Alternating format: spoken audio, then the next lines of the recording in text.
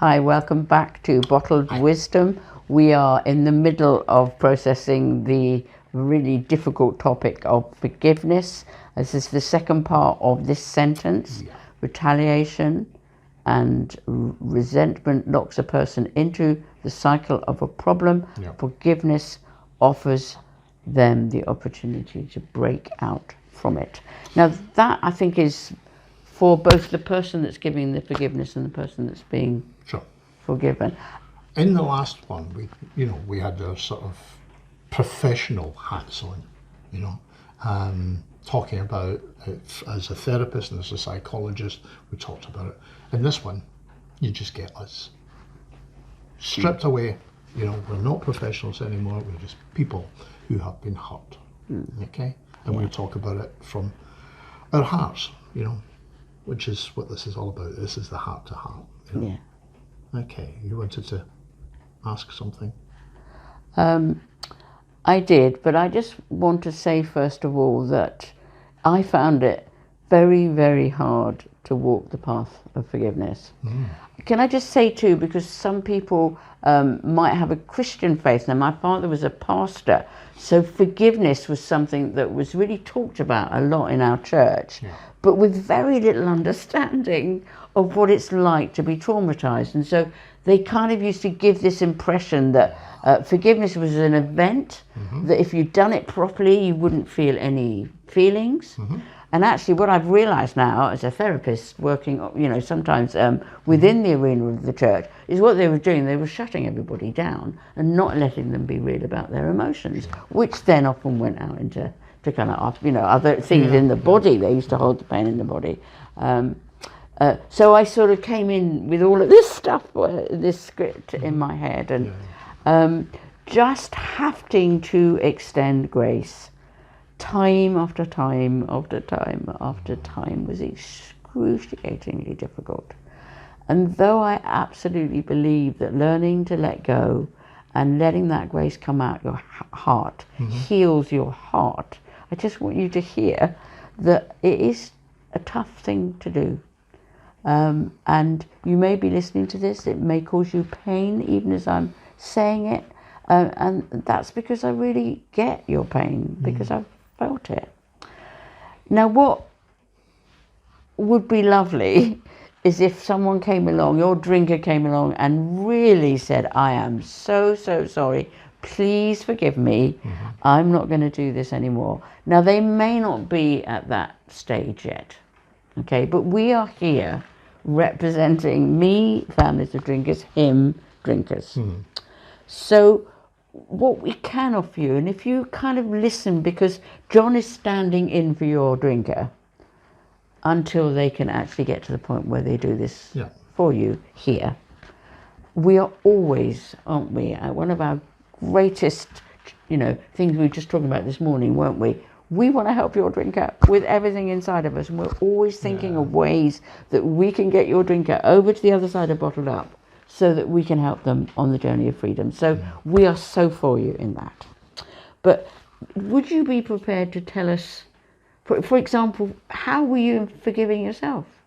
That one wasn't easy. I was already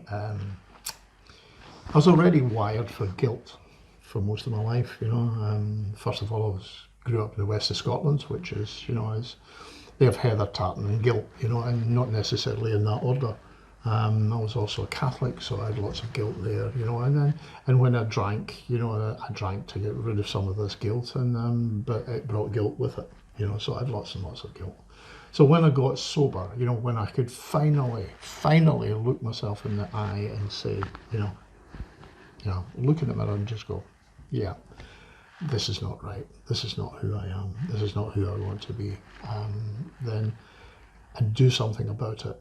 Then I still had all this kind of baggage that was there.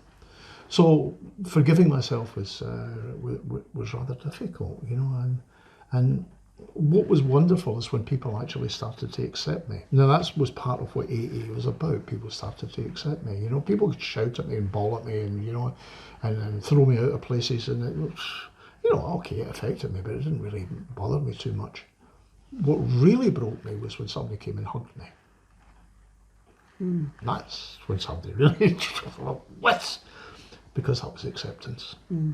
So what you're saying, and I do believe that self-hatred is one of the reasons why people drink, Absolutely. that if we can... Not everybody, but Yeah. many people, there's Yeah. a deep self-hatred in them. Yeah, so what we're saying then is if we can extend that forgiveness, then the partner may begin to realise they could forgive themselves and therefore change could come. So forgiveness then is a power. Yeah. I mean, I've said it before, and I talked about, when I first stepped on the road to recovery, and and it's still with me. When my boss turned around to me, and I had said to him, I'm a hopeless case, and he said, "You may well be, but you're not a lost cause. You're not a lost cause." So there was something in there worth saving as far as he was concerned. And that's these were the things that broke me. I've often heard it's more effective to break somebody, hitting them with a pillow than it is with a club, and love is something that gets really deep inside, and it's a very cleansing emotion, It comes inside.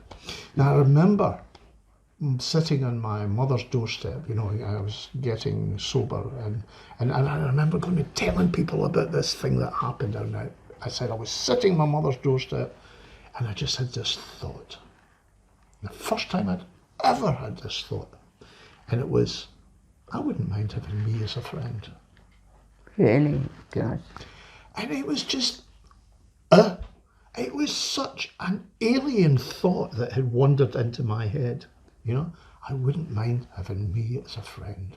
And it was the first time I actually saw there might be something in there worth saving. Now, this is different from the sort of bravado that was there before. This kind of, hey, look at me, I'm wonderful, which was all false, It was nonsense. If you get deep inside, there was this tiny little baby just that hated itself, just didn't like itself. So for me to have this thought was just absolutely amazing, and that was the beginning of healing. Yeah. And it was, people loved me sober. They loved me sober. They didn't beat me into submission.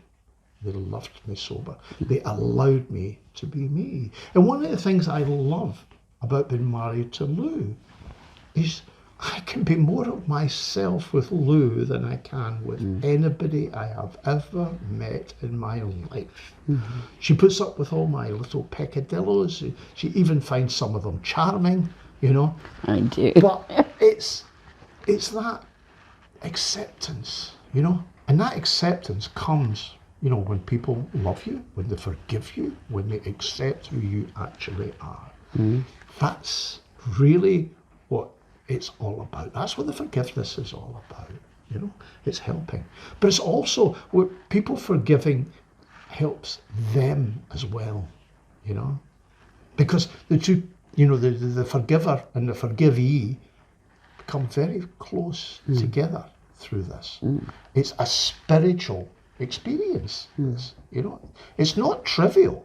It's very, very powerful, and it's very spiritual what happens through this. But I mean, I just think the whole of the Christian faith is actually based on absolutely. this act of forgiveness That's what that it's happens. based on. Yeah. That's that rock. Redemption. Yeah. That's the rock. Yeah. Yeah. So it might be the hardest thing you do, but it may be the most powerful thing you do. Keep extending love and grace to the brokenness. The other thing that did help me with my anger, which I'll just put in here, is that I didn't like the person I became when that anger, made me. And so I did decide that I would be the wife to Steve that I could look in the mirror and be proud of. And so I began to care for him out of the sort of person I believed I truly was, rather than what he deserved. And that brought a great deal of change, I think, to our relationship. And certainly I felt a lot more dignity and a lot more self-respect Yeah, that was really important. But to go back to my doorstep sitting, you know, I would love to say that, you know, that happened that day and that was the end of it. No, no, no, no, no, no, no, no, no. You know, the next day I hated myself again. You know, and the day after that, you know, it was a process you have to go through. And forgiveness doesn't happen with, I forgive you, even if it's to yourself. It happens to, I forgive you today, and I forgive you tomorrow, I'll forgive you again, and I forgive you. And sometimes you have to keep saying it, you know, until one day, you know, it just feels that you've actually done it. Yeah. It feels like you're waking up, you don't feel, you forget. You forget. And the resentment has gone, the tape loop has gone, it's stopped. And all of a sudden, there isn't a need for it anymore because the forgiveness is bedded in. The forgiveness is now part of you. It's part of the relationship. And keep forgiving yourself too.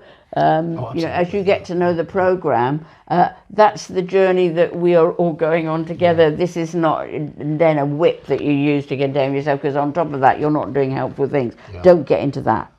You be really kind and forgiving to yourself, because it's a tough, tough journey. No hair shuts, no self-flagellation here. You know, not needed, not required, and not wanted. So maybe you couldn't get an apology from your drinker. What would you like to say if you could stand for alcoholics? What would you like to say to someone who is watching this and hurting? I've recorded one. Oh, right, okay. I recorded a video. Yeah. I do know with that. my apology. You know, so it's a good idea. So link to that. I will link to that. You know, and there's an article as well, isn't there, somewhere? Yeah, there's an article somewhere. I'm not quite sure where it is. I wrote it some time ago when I felt that, you know, I felt a necessity to do it. You know, I felt a necessity to do it, not just for me, but for drinkers. You know, and I felt it was an important thing to do at that time. So. And let him be a representative for your heart. I mean, we're used to having people represented. Boris, you know, represents our interests with varying degrees of success.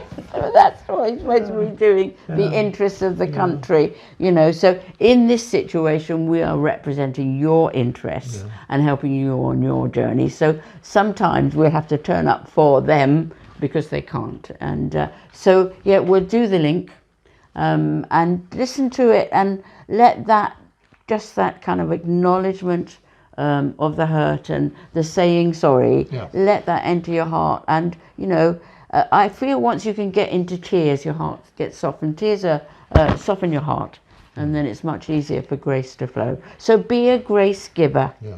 Be a forgiveness extender. It's a journey. You know, I believe you can forgive and still feel mad, because it's not to do with emotions. It's to do with an intent of the love of a heart.